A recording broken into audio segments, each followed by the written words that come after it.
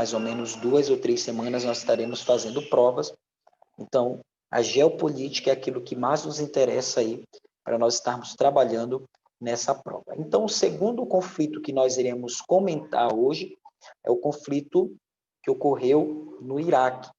Então, está aí no livro didático de vocês, na página 182, com o título Guerra e Paz no Iraque. Você bem sabe que esse conflito aí, ele acabou tomando proporções bem globais devido ao processo de transmissão que ocorreu dessa batalha lá no Oriente Médio. Primeiro, é necessário nós compreendermos aí onde está localizado o Iraque e qual a sua importância para o mundo. O Iraque, ele está localizado dentro da região conhecida como Golfo Pérsico, que é uma das maiores regiões, né? Uma das maiores produtoras de petróleo do mundo, e o Iraque sempre fez parte aí desse grupo de países produtores de petróleo. Então, no Oriente Médio, você vai ver que existe uma característica bem peculiar. Os países, eles apresentam essa vocação natural, devido ali à presença desse recurso natural, para a produção de petróleo. Então, muitas cidades do Oriente Médio serão desenvolvidas a partir da comercialização desse produto. É bem verdade que grande parte dos países que compõem a OPEP, a Organização dos Países Exportadores e Produtores de Petróleo, os maiores produtores do mundo, concentram-se aí dentro dessa região do Oriente Médio. Então, o Iraque, ele, nos últimos anos, aí tem virado notícia, talvez pelas guerras que ocorreram, pelas invasões, e também pelos conflitos que ainda ocorrem dentro desse território. Para nós compreendermos aí a guerra do Iraque, é necessário nós nos reportarmos aí para o ano de 1979. Em 1979, você tem a figura de um líder militar que adquiria ali, ano após ano, um arsenal bélico, fruto aí do processo da Guerra Fria. Então, Saddam Hussein, que é esse líder militar, ele adquiriu ali tanques de guerra, lança-foguete, armamentos de combate urbano. Ele adquire todo esse material aí da ex-União Soviética, que já havia sido desintegrada, já estava no processo de desintegração. Você vai ter também o próprio Estados Unidos fornecendo equipamentos para eles e o Brasil, né? Então, ele acaba montando um arsenal com essa espécie de sucata militar, e ele simplesmente, de uma hora para outra, com essa ideia de unir um arsenal bélico, ele tenta se tornar uma liderança dentro dessa região conhecida como Golfo Pérsico. Será que passava-se pela cabeça dele somente um poderio militar diante dessa região? Nós sabemos que não, pois, como eu falei para vocês no início, essa região é uma das maiores produtoras de petróleo do mundo. Então, existia um interesse estratégico, um interesse pela posse desse território e, com isso, a posse desse recurso que acaba aí sendo importante para o movimento da economia mundial. Então, a partir de 1979, Saddam Hussein ele começa a mostrar um pouco mais para a região ali do Oriente Médio, mas também para o mundo, que ele não estava de brincadeira, que ele tinha um plano realmente de dominação para aquela região. Então, o interesse era dentro, principalmente, de uma região que apresentava um potencial crescente e ainda não estava completamente explorável, que era a região do Kuwait, ou como alguns chamam, Kuwait. O Kuwait seria um pequeno país ali, que era um principado, na verdade, que apresentaria uma elevada produtividade de petróleo. Então, eles possuíam aí a terceira maior reserva de petróleo do mundo. Então, Saddam Hussein não estava realmente mexendo com algo bem simples, ele estava mexendo com algo grandioso, que era a posse de um território com recurso estratégico importante para todo mundo. Não vale lembrar vocês, nunca é tarde para lembrar, que a motivação desses conflitos na Ásia vão ocorrer aí ou pela posse do território de uma determinada região, com a presença aí de algum recurso natural, água, petróleo, gás natural também, ou pela questão religiosa e também pela diversidade do povo, né? Então, a partir de 1979, Saddam Hussein ele começa uma investida militar sobre essa região do Kuwait e simplesmente o mundo não poderia ficar, não poderia se omitir diante dessa invasão. Então, com a invasão de Saddam Hussein ao Kuwait, o Iraque invade o Kuwait, há países do Ocidente, que são os maiores consumidores de petróleo, se reúnem formando uma aliança militar composta inicialmente por Grã-Bretanha, pela França e também com apoio dos Estados Unidos. E aí você tem, então, uma resistência do Kuwait, do seu pequeno exército ali desse país, uma resistência diante da ocupação iraquiana. Isso daí vai ocorrer ao longo de todo o século XX, né? No entanto, em 1990, você já tem aí mais ou menos aí uns 10 anos do apoio que existe dos europeus contra a invasão iraquiana no Kuwait. Em 1990, realmente, o Saddam Hussein conseguiu, com as suas tropas, invadir ali a região do Kuwait e tomar o território com diversos poços de petróleo que apresentariam uma produção elevada e dariam a esse país também uma autonomia e um poder de barganha, um poder de troca dentro do comércio mundial de produção e exportação de petróleo. No entanto, essa atitude ela acabou causando aí algum desajuste dentro da questão geopolítica mundial, pois os europeus, como eu falei para vocês, eles não poderiam ficar omissos. O apoio que antes foi dado apenas de maneira indireta, agora em 1990 ele ocorre de maneira direta, com o envio de tropas militares. Então, liderado pelos Estados Unidos, a França e a Inglaterra, eles invadem a região do Kuwait, e essa guerra, galera, ela foi bem interessante, não pela violência em si, mas porque foi a primeira guerra, uma das primeiras guerras que foi transmitida, né? Nós tivemos aí, na década de 80, também a Guerra do Vietnã. Então, a TV, ela estava nesse processo de abertura para ir até os combates. Então, você vai ter muitos combates da década de 80 para 90 sendo transmitidos pela TV. O combate aí, a guerra do Kuwait, não poderia ser diferente. Então, foi transmitido em tempo real. Então, era comum, né, os noticiários aí, chamados plantões de notícia, entrarem ao ar, às vezes no meio da manhã, para noticiar, mostrar imagem de bombardeios de poços de petróleo, a prisão de alguns militares iraquianos. Então, você conseguia ver em tempo real essa transmissão que era feita pela TV. Então, os iraquianos, eles utilizavam uma técnica de queima dos poços, né? Então, os poços de petróleo, eles são como se fossem poços de água, realmente, em que são colocados bombas de captação para que, então, sejam preenchidos ali com o conteúdo do petróleo os barris, que é assim que eles são vendidos aí dentro do comércio mundial. Então, os iraquianos percebiam que estavam sendo invadidos, eles iam recuando e eles tocavam fogo, ateavam fogo nos poços de petróleo. Então, ficou um negócio assim bem complicado, né? Foi uma situação aí que trouxe aí muitos prejuízos para a população do Iraque. O confronto ele foi relativamente curto, ele vai se intensificar, sobretudo em 1991, ele começa no final de 1990, mas ele vai se intensificar, né, com os embates, com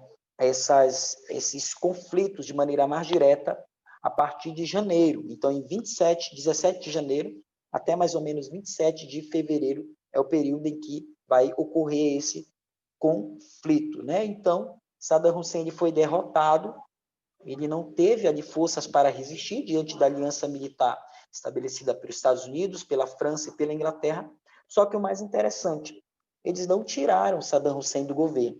Eles deixaram Saddam Hussein lá com uma promessa, né, de que você vai ficar aí, você está derrotado, mas agora você vai ser um aliado nosso. Você vai estar aí como nosso aliado. Então, a Guerra do Golfo, ela trouxe aí, a partir de 1991, danos incalculáveis para essa região conhecida como Kuwait, né? A região em que ela se localizou propriamente dito. Por quê? Porque ocorreram muitos saques, e nós não sabemos aí até onde, de quem foram esses saques, se foram realmente somente dos iraquianos, ou também teve saques aí por parte dos aliados europeus e também dos Estados Unidos, e teve também um aumento crescente da violência, né? Então, você vai ter ali uma configuração muito instável dentro dessa região, tendo em vista que existem dois grupos muçulmanos que começam a serem detectados a partir desse conflito, que são os grupos conhecidos como os muçulmanos xiitas e os muçulmanos sunitas. Então, a guerra do Golfo, ela mostrou ao mundo que existia uma divisão dentro do próprio islamismo. Então, seria mais ou menos pegando uma ideia bem simples, mas comparar com o cristianismo. Nós temos o cristianismo, a segmentação. Os cristãos católicos, os cristãos protestantes. Então, são dois grupos que estão dentro de uma mesma religião. Dentro do islamismo, nós vamos ter essa configuração também. Você vai ter os xiitas e os sunitas. Qual é a diferença entre eles? A diferença está, além dos dois grupos seguirem aí os ensinamentos do profeta Maomé, acreditarem em Alá, ter o livro Alcorão como livro sagrado, os sunitas, eles seguem um outro livro chamado de Sunna. Por isso que eles têm esse nome, sunitas. Eles seguem ali os ensinos também, além do Alcorão, da Sunna.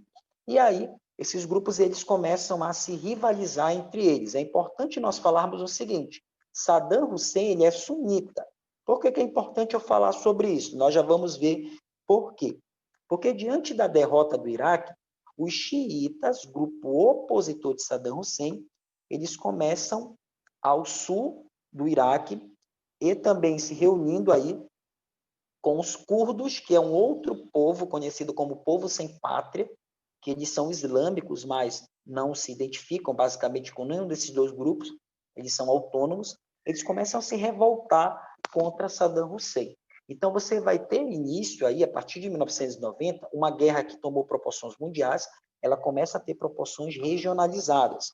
Ou seja, Saddam Hussein, ele enfrentou uma chamada guerra civil, né? E com muita violência ele manteve-se no poder. Porque o que acontecia? Saddam Hussein, ele, como eu falei para vocês, no início, ali na década de 1979, Saddam Hussein, ele utilizou de todo o armamento que ele comprou nesse período para promover uma tomada do Kuwait. Pois é, grande parte desses armamentos aí, segundo a Organização das Nações Unidas, eram as chamadas armas biológicas. Então, Saddam Hussein, ele possivelmente tinha armas biológicas e usaria constantemente essas armas através de testes que ele fazia ali com os seus inimigos que estavam dentro dessa dialética aí, dentro dessa disputa, essa guerra civil. Então, Saddam Hussein, sunita, ao norte, tinha que lutar com pequenos grupos que se levantavam contra ele, não aceitando a sua forma de governo e querendo a sua deposição. Então, essa violência ela tomou proporções inimagináveis, né? Vilarejos foram invadidos, armas biológicas foram utilizadas ali, como, por exemplo, a bomba de potássio, que apresenta ali um poder de destruição relativamente grande. Então, tudo isso acabou chamando aí a atenção do mundo. Isso daí vai perdurar mais ou menos por 2 décadas, de 1991 até 11 de setembro de 2001. O que vai acontecer em 11 de setembro de 2001? Simplesmente, terroristas islâmicos lançam 2 aviões, o primeiro chocando-se ali com a Torre Norte e o segundo com a Torre Sul do chamado World Trade Center, prédio, o centro de negócios comerciais, centro das relações comerciais dos Estados Unidos havia sido atacado. Então, a partir daquele momento, em 2001, nós temos à frente dos Estados Unidos George W. Bush, que começa a instaurar uma política de austeridade e uma política de ostensividade.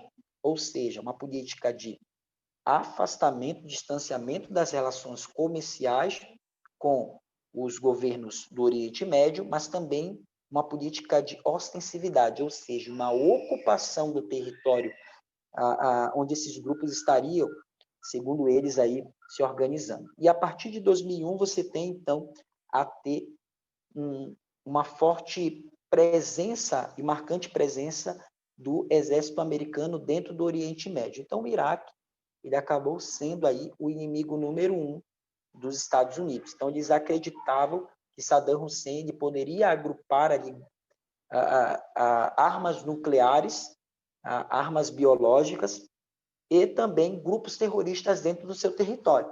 Então, eles começaram a utilizar esses argumentos e, devido também, galera, à questão do potencial petrolífero que existe nessa questão, nessa região, não vamos ser inocentes, os Estados Unidos vai até a ONU, a Organização das Nações Unidas, no Conselho de Segurança da ONU, e pede autorização para invadir ali o Iraque. Essa reprovação ela veio de imediato, pois a ONU sabia que o principal objetivo dela é a manutenção da paz e que uma autorização dos Estados Unidos para a invasão do Iraque traria novamente novos conflitos dentro somente do Oriente Médio, não somente dentro do Oriente Médio, mas que poderiam ser desdobrados aí para todo o mundo. Então, nós temos aí um grande conflito se desenhando. Então, a partir de 2003, nós temos aí um ataque dos Estados Unidos, o primeiro ataque, a primeira invasão dos Estados Unidos para dentro da região do Iraque. Então, o país ele foi praticamente destruído em 2003 e a desculpa que se tinha era procurar armas biológicas.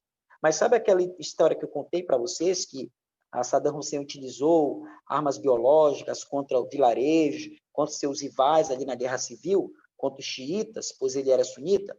Pois é, a ONU ela foi com alguns de seus técnicos visitar o Iraque e não encontraram nenhuma arma biológica. Então, será que foi apenas um blefe dos Estados Unidos para ocupar a região do Iraque, para ocupar essa grande região produtora de petróleo? Nós não sabemos.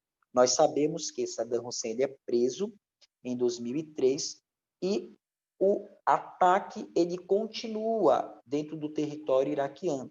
Agora você não tem mais um governo instituído, mas um governo destituído, e aí você vai ter basicamente um país comandado ali por uma força da ONU, uma força militar liderada agora por Espanha, Inglaterra, Itália,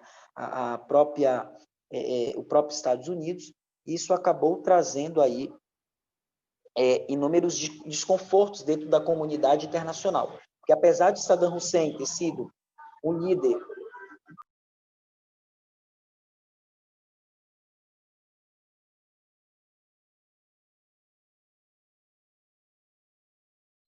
voltando aqui, teve um pequeno interferência externa, apesar de Saddam Hussein ter sido um mau líder, talvez ter promovido a destruição, perseguição contra o povo iraquiano, mas agora o governo estava sobre a mão de um governo provisório instituído por europeus, que sabia-se bem qual era a intenção era da região, por ser uma grande produtora de petróleo. Então, durante todo esse período aí, a possibilidade de existência de armas biológicas e armas químicas dentro do território iraquiano, ela não existiu. Então, a ONU enviou pelo menos umas 2 vezes os seus técnicos, né, que atuam dentro dessa área do Conselho de Segurança, para verificar a existência de armas nucleares, armas químicas, biológicas, não foi encontrado nada. Então, em novembro de 2005, os aliados eles fizeram aquilo que chegaram ao objetivo que eles tanto tinham, que era o julgamento de Saddam Hussein, não pelo Tribunal de Haia, na Holanda, que seria o tribunal aí que julgaria os chamados crimes de guerra, crimes praticados contra a humanidade, mas Saddam Hussein ele foi julgado pelo Tribunal do Iraque. E aí, qual o problema de ser julgado pelo Tribunal do Iraque? O problema é o seguinte: existe pena de morte. E lá era quase que certo, e os europeus sabiam que o Iraque ele iria condenar Saddam Hussein, o governo que havia sido instituído no Iraque, um governo agora de iraquianos, mas com forte influência dos europeus e dos Estados Unidos, ele iria acusar Saddam Hussein por todos os seus crimes e condená-lo à pena máxima, que era o enforcamento.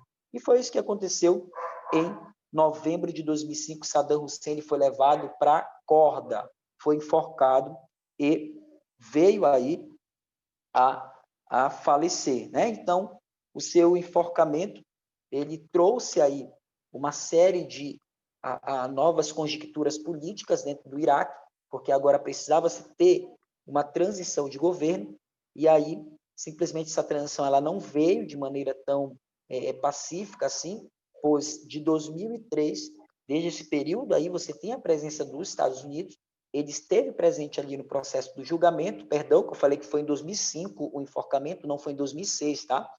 O início do julgamento foi em 2005, mas ele passou um tempo na cadeia e foi enforcado em 2006. Então, existiram, a partir de 2013, inúmeros protestos, tanto no Oriente Médio quanto da comunidade internacional, por essa ocupação americana, já que Saddam Hussein, que era o malfeitor aí desse país, que estava provocando mortes, estava provocando perseguições, e já estava morto, por que os Estados Unidos ainda estava lá no Iraque?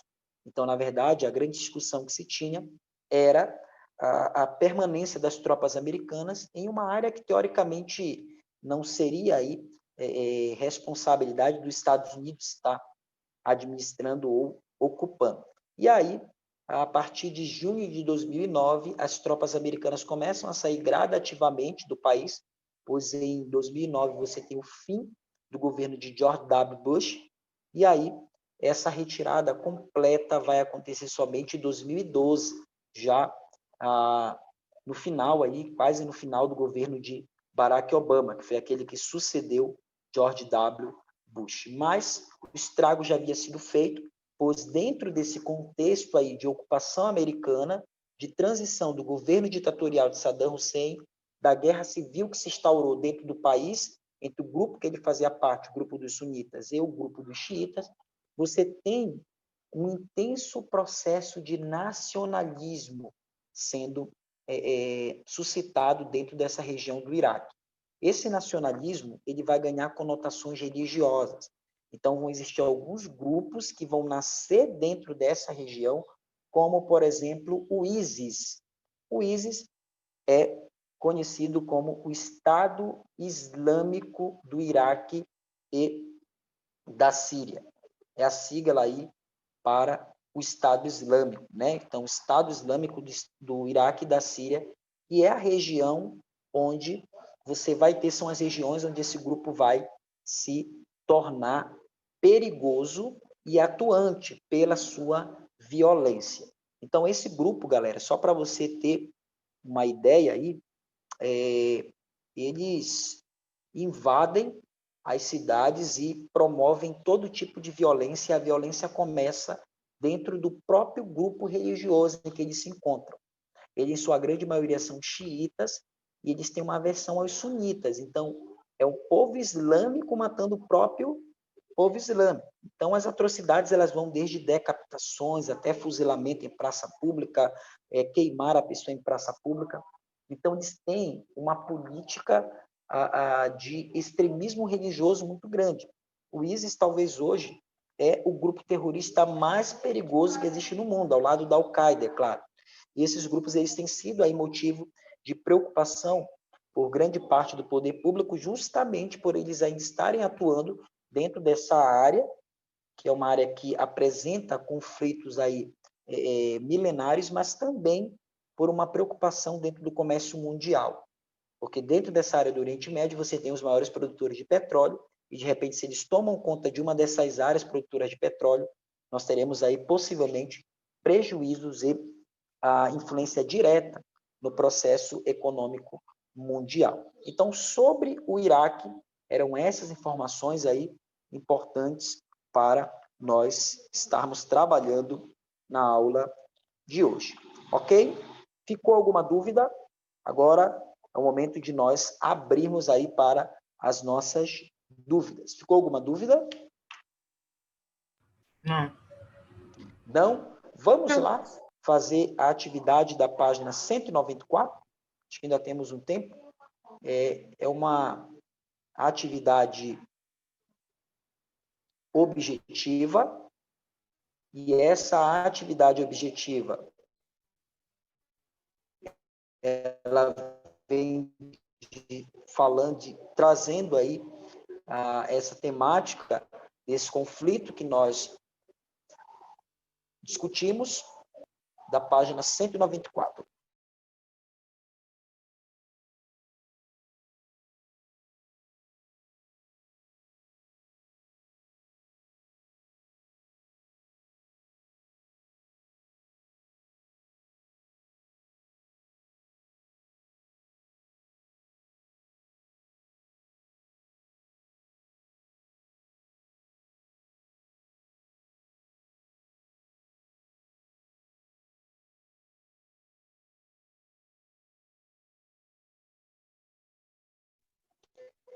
Então, vamos lá. Eu vou ler aqui a questão, vou comentar com vocês, ok? Questão 10, página 194 do livro didático, diz o seguinte: após o fim da União Soviética, os Estados Unidos têm tomando decisões unilaterais, sem considerar resoluções de organismos internacionais como a ONU. Então, após a década de 80, o mundo antes, esse período antes de 80, ele era dividido. E foi dividido ali por ocasião da intensificação do processo de divisão após a Segunda Guerra Mundial. Essa divisão ela vai se concentrar através de duas potências econômicas, os Estados Unidos, potência capitalista, e a União Soviética, potência socialista. Então, essa divisão ela acabou trazendo aí um poderio econômico e também militar muito grande para os Estados Unidos. Tendo em vista que ele é um país com uma relativa liderança mundial, você tem também os interesses desse país, como a expansão e o domínio de algumas fontes de recursos naturais. Então, essa questão ela vem trazendo justamente sobre, comentando um pouquinho sobre essa temática. E ela diz o seguinte: assinale a alternativa que apresenta um exemplo do que se diz no texto. Então, a alternativa correta seria a letra A, tá bom? A ocupação militar do Iraque e a deposição do governo de Saddam Hussein. Então, essa ocupação, ela demonstra um pouco para nós, como eu falei para vocês, essa visão americana de domínio mundial, de invasão, às vezes, no território ali que possa apresentar algum recurso que lhe seja útil. Então, foi assim que aconteceu no Iraque, com a invasão ali do Iraque, supostamente em busca de armas biológicas e químicas, que não foi encontrado nada.